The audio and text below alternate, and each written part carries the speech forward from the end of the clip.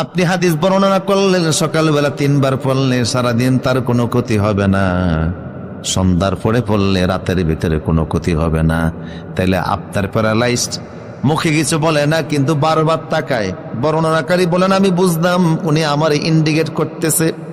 আমি তখন বললাম ভাইরে, যেদিন আমার এই প্যারালাইজ আক্রমণ করছে এদিন আমি এই দোয়াটা পড়ি না, সেদিন আমি ভুলে গিয়েছিলাম আর তাকদীর আমার উপর বিজয় লাভ করেছে। আমি সেদিন এই দোয়াটা পড়তে বলে গিয়েছিলাম, সেই জন্য তাকদীর আমার উপর বিজয় লাভ করেছে।